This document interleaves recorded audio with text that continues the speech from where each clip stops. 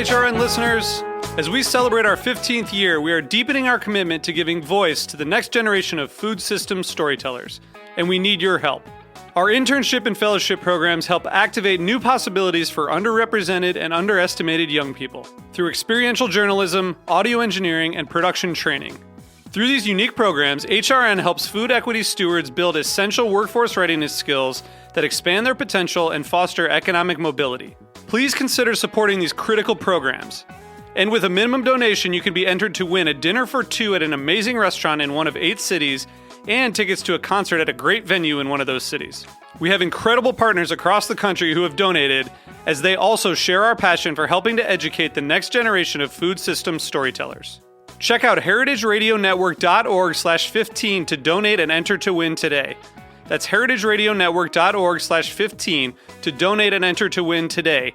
And make sure you donate before March 31st. Thank you. Today's program has been brought to you by White Oak Pastures, a 5-generation Georgia-based beef and poultry farm determined to conduct business in an honorable manner. For more information, visit whiteoakpastures.com. You're listening to Heritage Radio Network, broadcasting live from Bushwick, Brooklyn. If you like this program, visit heritageradionetwork.org for thousands more.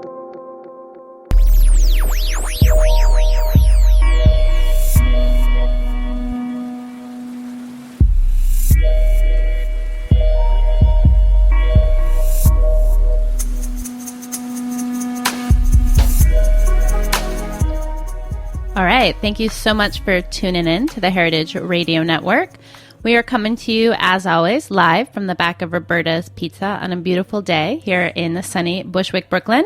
You're listening to The Farm Report, and I'm your host, Erin Fairbanks, and we are joined in studio by a very special guest, Richard McCarthy of Slow Food USA. Richard, welcome to the show. Thank you so much for having me. So we're not going to talk slow today, but we're going to talk about slow meat. So I want to jump right in. What is slow meat? Slow meat is, in many ways, brings to the foreground what slow food has always done best, which is convening people together around purposeful action, creating safe spaces for difficult questions to be addressed. And I think there is perhaps nothing more iconic in America in terms of difficult issues with our food system than our relationship with the animals that we raise and eat. Much of that occurs in great obscurity, hidden behind a veil of sort of industrial secrecy. The extraordinary growth of local food systems and civic engagement around them is now reaching a level of maturity in many, many communities around the country where meat is that last sticky wicket as to how is it that we cannot get local meat from field to fork, and what are the obstacles to prevent that from occurring? And yet, when I travel around the country and meet with local food communities, they're doing such extraordinarily creative things to support the good, well-raised meat, the good, clean, and fair meats, and yet there are many stumbling blocks, whether it's access to markets or access to processing, or the very questions. One of the tricky things is, do we perhaps eat too much meat? And do we eat too much really bad meat that would not fit into our equation of good, clean, and fair? So Slow Meat is a symposium that we are staging, a relatively modest symposium in Denver in June of this year, to bring together 100 delegates, roughly half Slow Food Chapter members and activists and farmers, together with practitioners and experts who touch meat, whether it is as land and water issues, farmers, processors, niche processors, and butchers and chefs, as well as public health advocates who are concerned about issues of antibiotics or the issues of childhood obesity. And together, in one weekend, we will do lots of wonderful things. Farm tours and fabrications and tastings. But the serious side of it is we will pull together some of the best and brightest minds about what can we practically do as individual consumers and as local food communities to slow meat down, to turn the herd in America so that we can begin to act on and measure the impacts of of our actions, so that we wind up with a more robust, healthy meat economy that is good for local economies, rather than extracting wealth from local economies, which our current economic system does with meat, and invest in the alternative. Sounds like an ambitious couple of days. And we are going to be joined a little bit later in the program by Joe Maxwell, who has kind of the interesting designation of sitting on multiple sides of the issues facing meat production, both as a hog farmer and the former lieutenant governor of Missouri. So we're looking forward to connecting with him. Well, I want to talk a little bit about some of those categories that you mentioned, land and water, animal husbandry. There was a couple core spaces that you guys are looking at for the conference. And one of the things I was struck by looking at the website is this word consider. Consider these things. And I'm wondering, how did you land on those areas? And, why consider? That seems, I'm like, yes, okay, consider, like, to what end, I guess. That's an interesting point, because I don't want to say we stumbled upon consider, but I think meat is a divisive issue. It is one that when I think of the last 20 years of my work in food, there was a sense of discovery among many of us coming to food issues from a variety of backgrounds. And there was a great deal of learning that occurred, a great deal of innovation that has occurred. There's also a growing balkanization on whether one piece or one philosophy of whether lots of meat, snout to tail, or no meat at all. And I think that what we want to be able to create is a safe space to consider the impacts of our actions, consider the policies that are in place that prevent or support meat production and distribution and consumption that we would say fit in with the slow food values of good, clean, and fair. So we want to consider many of the issues that are hidden behind this veil. That's interesting that struck you as is it enticing? Is it holding back? I think what is interesting for me as a longtime community development person, you generally walk into a meeting knowing what you want to get out of it. And I would say that the growing maturity in the food system is we see places where, whether it's processing facilities and mobile slaughter, or if it's particular local regulations that allow for a certain kind of meat production and processing, or whether it's the issue of certain species that are disappearing, we're beginning to find that there are areas and issues that have a great deal of expertise, and it may be the rare breed folks are talking to each other, but they're not necessarily talking to economic development people. So we want to begin to consider it as a holistic system, and how wonderful it is to talk in terms of holism. The problem is it then becomes overwhelming. Like, it's such a huge system, I don't think a huge set of issues we can't address. We want to connect those rather big, holistic thinking with very, very pragmatic, practical interventions at all of the stages. So I guess to consider that connection between the big ideas that are lofty and we want to bring them down to the ground to practical action. So you can essentially walk away with like a checklist of things to do. And that checklist is not something that we at Slow Food USA will say, here's what should be on the checklist. These are the non-negotiables. I think if we bring together people who are doing it, people who are thinking about it, and consumers, eaters who care about what is going on in their food choices, we bring them together in a safe space to tightly facilitate bringing out the best of it. We'll wind up with what will look like a menu of action, a sort of a buffet from which you can choose from what can our community act on practically, whether it's developing a meat buying club, growing a CSA's capacity, or working with the farmers market in your community to develop an incentive campaign around healthily raised meats. I mean, there's a wide array of things that could come out of it. The job we will have is to synthesize so that it can become actionable and measurable. Yeah, I think to me, and I know, and I've said this on the program before, in my life, when I feel like I'm facing a big problem that I don't really know the answer to, I'm like, get a bunch of smart people together in a room who like care a lot and are workers, and you'll walk away with some next steps, maybe not the final solution, but you're on the path. And so I think it really sounds like your goal here is to get on the path. But the role of your organization may be in kind of curating a little bit who are these delegates, and how can you talk a little bit about that process and how you ensure that you're kind of hitting enough diversity from an industry standpoint, a geographical standpoint, what that process looked like, any kind of concerns or things you might do differently next time, that you've learned over the process? Well, we certainly knew that this was not something that within the slow food tent, everyone underneath it, was enough to pull together the broad scope of who we would like to pull together.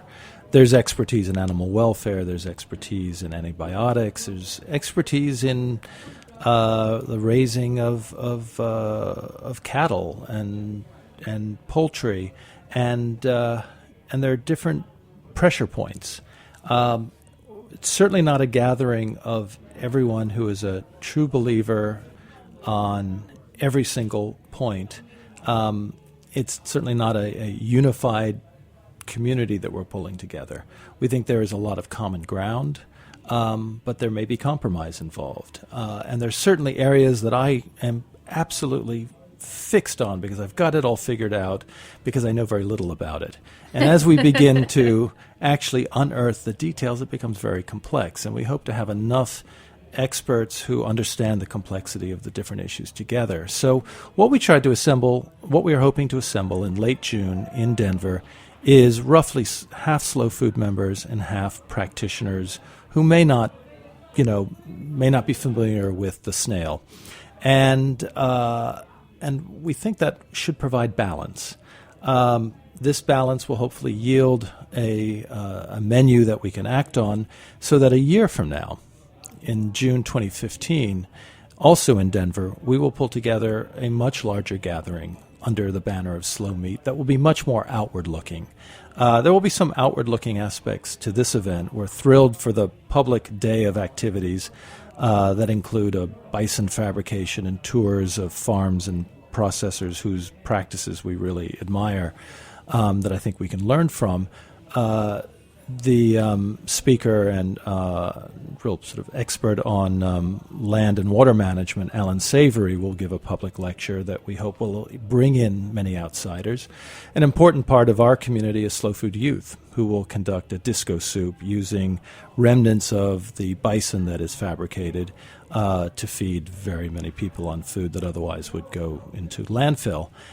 So there are several aspects that are public to this first rather small, modest gathering that we hope will be much larger next year, where it could be a gathering of different gatherings, whether it's niche meat processors, grass-fed growers, animal welfare interests, and who knows, maybe even a handful of vegans, to begin to address, well, if we did eat less meat, what might that look like? Is it necessarily a sacrifice of sacrificing flavor and taste, or do we need to reorder the role that meat plays in our design of menus? I mean, I think certainly in this flexitarian age, we're beginning to see a loosening up of the traditional plate.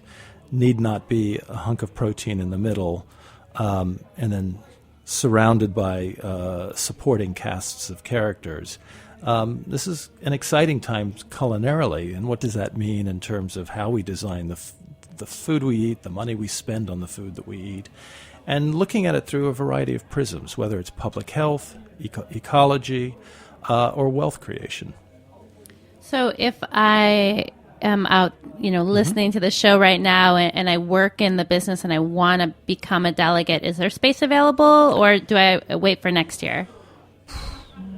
probably wait till next year, but I would say by all means, as we cobble together this motley crew, it is not too late to begin to inspire, influence, and perhaps participate. We are pretty amazed by the response.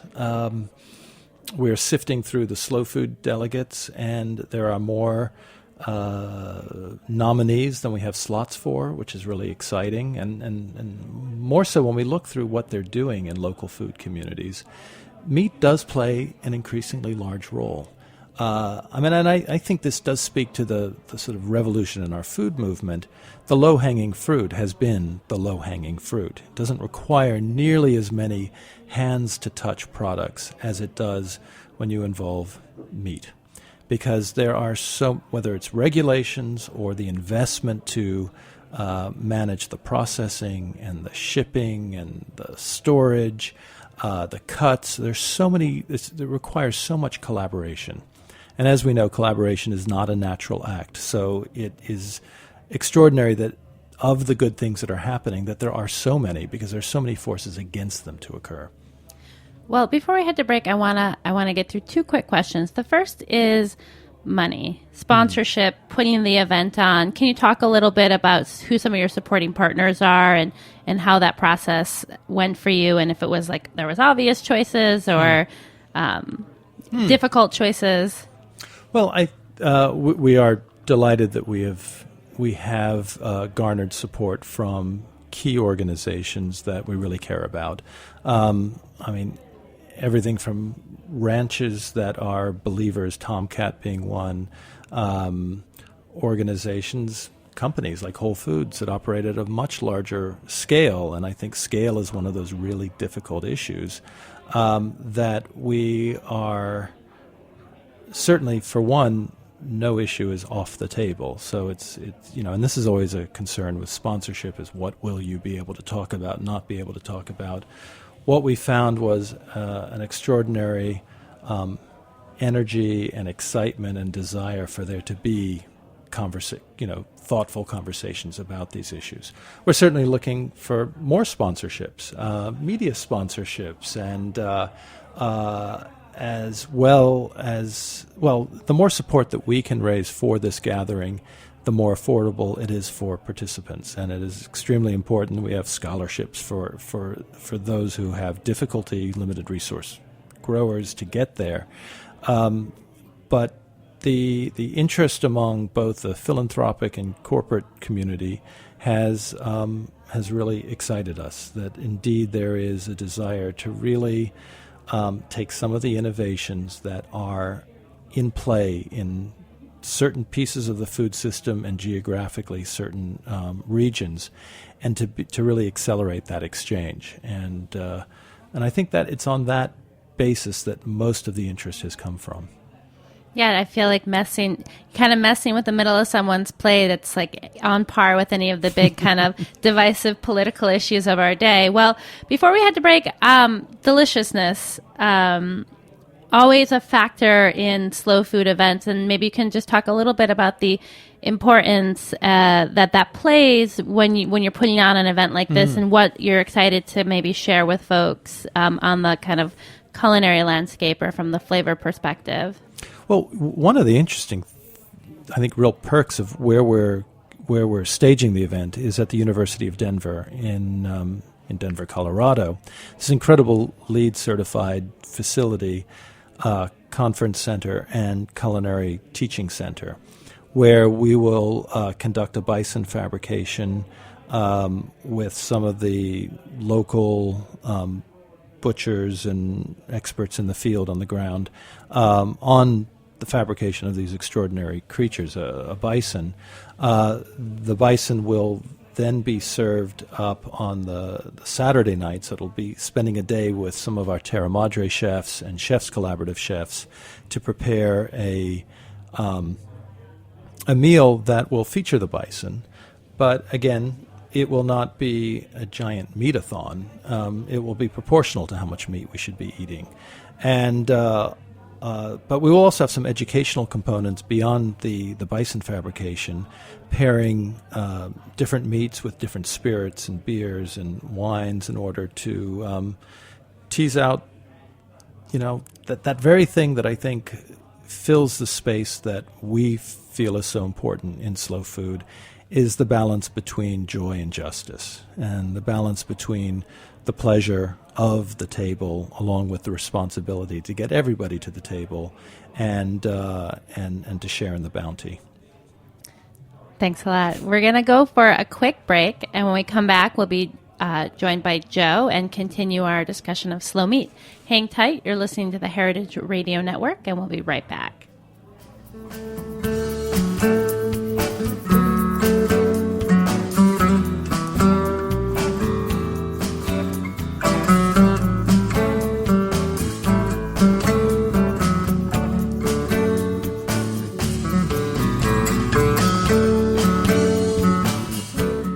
This is My Used to Be by Pamela Royal on heritageradionetwork.org.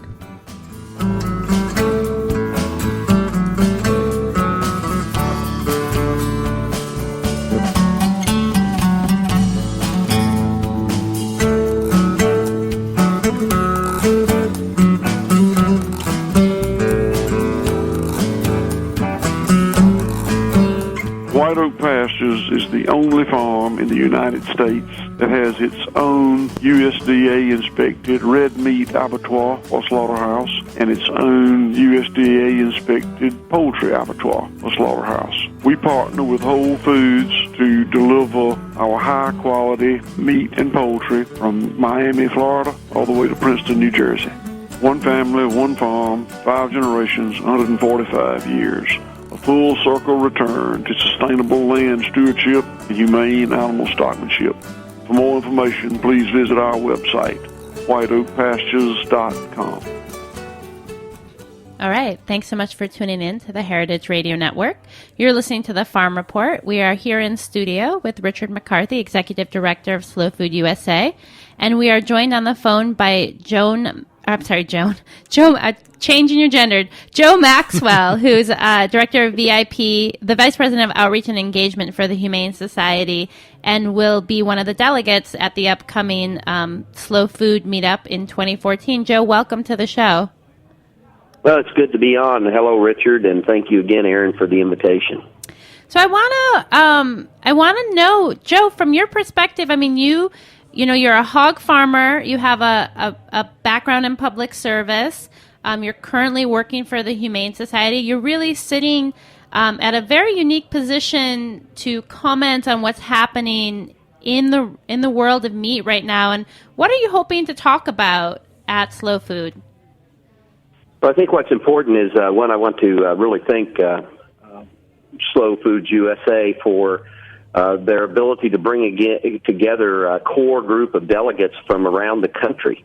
I think each of us will bring our own perspectives, and as you mentioned, I have probably a broad understanding of what is going on within the meat industry in the United States, and the need for us to have this dialogue, to talk to consumers, to talk to processors, to talk to farmers and ranchers, to have a dialogue about how we can begin to build back a traditional, sustainable food system as it relates to meat.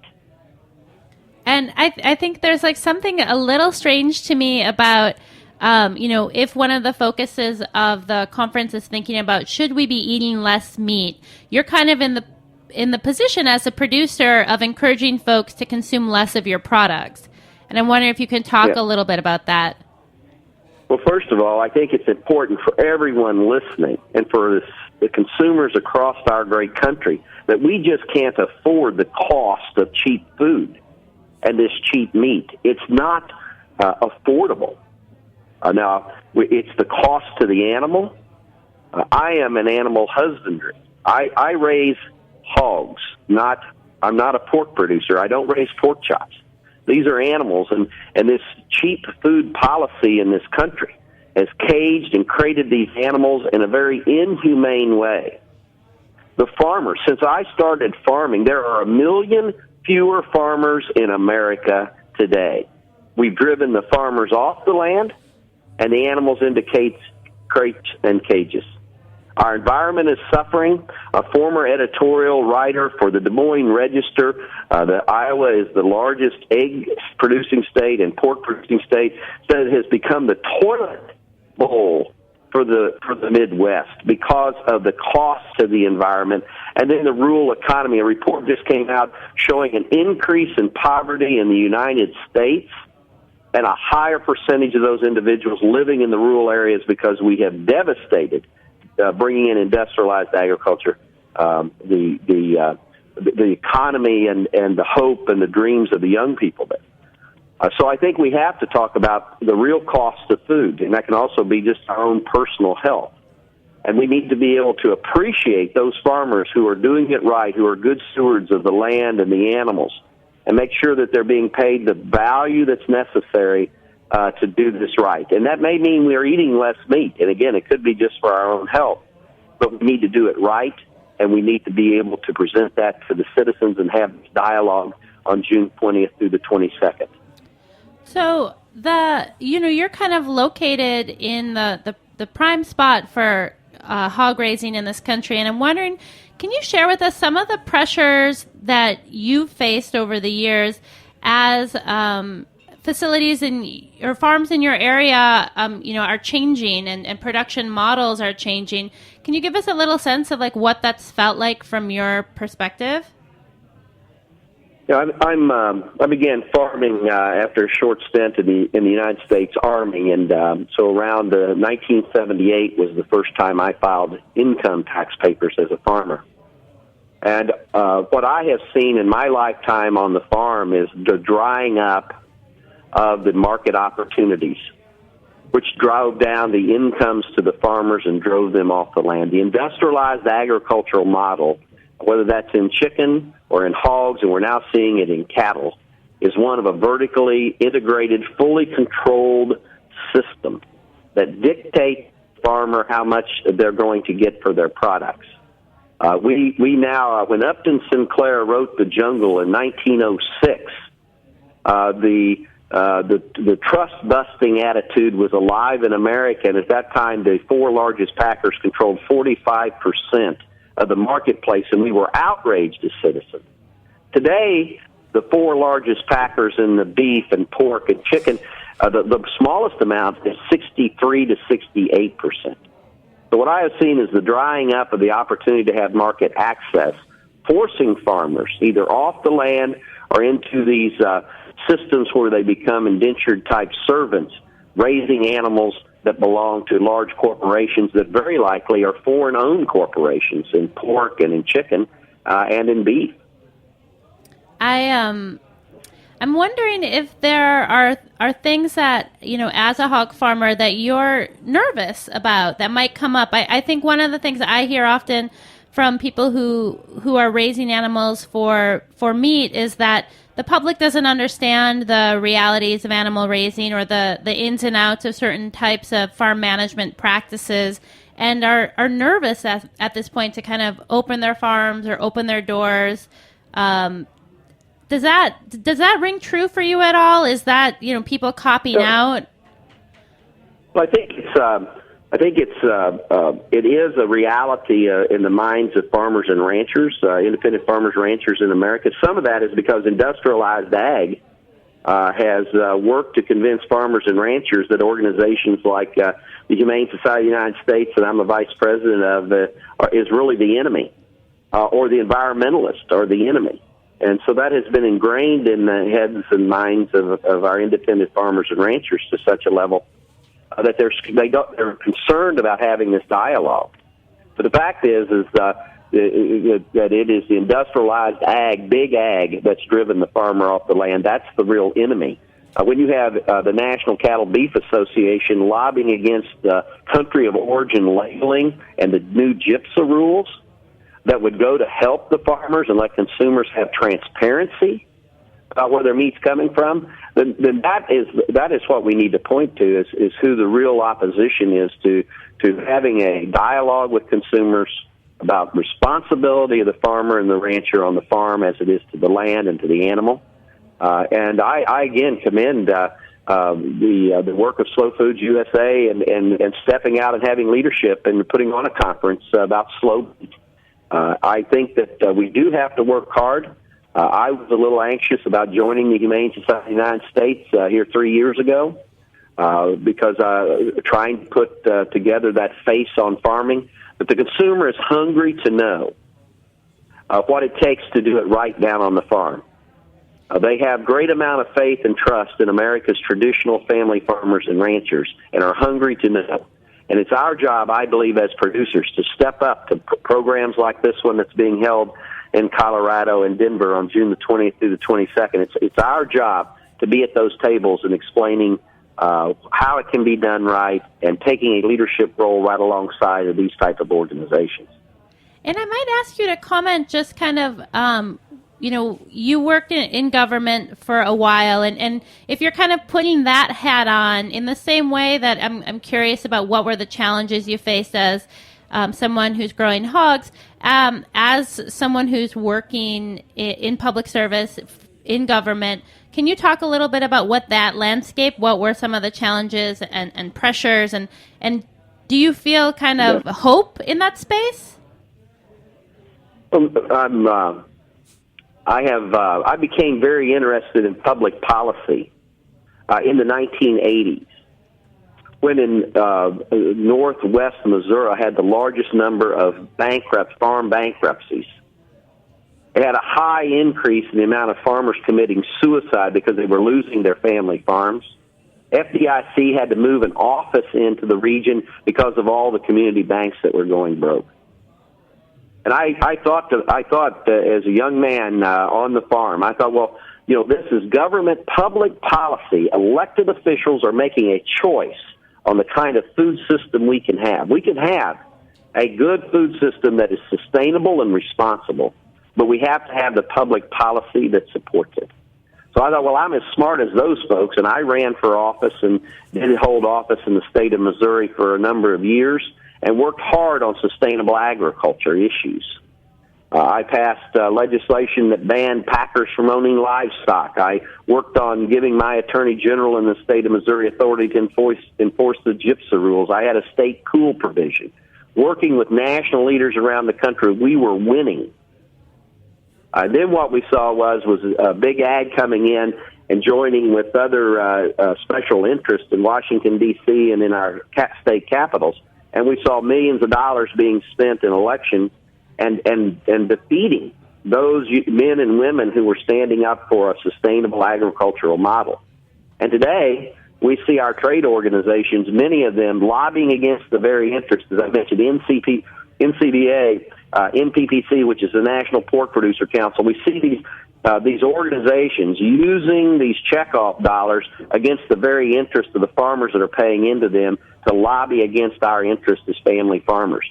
And it's a very important part of what we need to do is to continue to have a dialogue with those elected officials. The final point I want to make is consumers need to understand in 5 years we'll be having another farm bill. We need to not have another farm bill in America. It needs to be a food bill. It's more about the food and what choices we'll have in the marketplace than it is about farmers. If we want to continue to see these high subsidies going to a few select commodities, then don't engage the policy making. So as part of the Humane Society of the United States outreach that I do, we're talking about the next food bill so that consumers understand it's their right to have an opinion about the agricultural policies of this country. And Joe, just my final question, because because you wear a lot of these hats, I know my listeners are going to be questioning, like, is he really a hog farmer? Can you tell us a little bit about, your production, how many hogs you're raising, the size of your farm, so folks have a better sense of what that looks like? You bet. And the listeners would join in with my twin brother Steve in saying, are you really a hog farmer? Since I went to work for the Humane Society, I've not been home a lot, so I want to put a plug in and say thank you to my twin brother Steve Maxwell. So he's on the farm, and he's American traditional family farmer, and I'm proud of him. We also have a farm manager that I help offset my lack of time on the farm right now, and to help labor-wise. His name is Louis Bowers, and I'm proud of Louis and his family. He's got 3 young girls that are helping farrow sows on our farm. We run about 360 sows. We have them in multiple locations. We have been humane, certified humane in the past. We've marketed into the Whole Foods with a producer group. We currently are audited and proud to be a level step 3 under the Global Animal Partnership. We raise our hogs without any crates, either farrowing or gestation, and they all have the ability to see the sun and feel the breeze. We're very proud of the work that we do on our farm. It's not a large farm, but it is within this type of production, within the producer group I'm part of. I'm the largest farrower. So it's a real farm, and we struggle like any family farm to make sure that it's profitable. We're blessed. My brother and I are fourth-generation family farmers in the state of Missouri. Joe, thank you so much for your time. I really appreciate you joining us today. You bet. And Richard, we thank you for your leadership and your thoughtfulness in putting this conference together. I'm proud to be part of it, as is the Humane Society of the United States. If you want to follow up more on the Humane Society, you can visit their website, www.humanesociety.org. Richard, I want to give you the final word here. You know, Slow Food USA, you're in kind of a unique position to look at things from a national perspective and to convene, you know, a national group to be looking at these issues as Slow Meat. And I'm just curious, you know, waving your magic wand, what does success look like? What are you hoping for? I hope that success looks like a degree of consensus as to what are those logical next steps that we take as individuals and what we take in communities to invest in the good progress in the food system as it pertains to meat. And I certainly, I think you could hear how grateful we are to pull together into this assembly of different voices, someone with the stature of Joe Maxwell and the Humane Society. I think that what we can begin to see is a peeling away of that culture of confinement, which dominates the meat conversation. The confinement of the animals, the confinement of the wealth, and the confinement of consumers not being able to connect to all the different stages of our food. So we hope that there will be some indicator that we are beginning to peel away that veneer that obscures us and confines us from the reality of the food system that we participate in, and so that we can make much more informed decisions about what do we want to invest in and support, whether an individual consumer or a policy standpoint, and what system would we like to see wither away. So if folks want to follow the Slow Meat conversation, they can visit the website, www.slowfoodusa.org/slowmeat2014. For folks who aren't going to be able to make it out to Denver, what's the best way for them to support your work? Well, certainly to sign up and follow what all of the social media conversations will be at Slow Meat and before Slow Meat throughout. We will be designing an event so that even if you're not there, you will be able to hopefully follow the presentation, some of the presentations, as well as conversations beforehand to begin to shape what are some of those best practices we hope to pull out. And of course, I have to say, become a member. Thank you, and I should have said that myself. No, we need as many members who can rally around the red snail. Awesome. Thank you so much for tuning in. This has been another episode of the Farm Report. You can find this, like all 35 of our live weekly shows, by visiting the website, www.heritageradionetwork.org. We are also a member-supported organization, so if you believe in our work, please click that donate tab and become a member today. If you're not on the web, definitely look us up on Stitcher Smart Radio or iTunes. However you find us, keep listening and stay tuned in.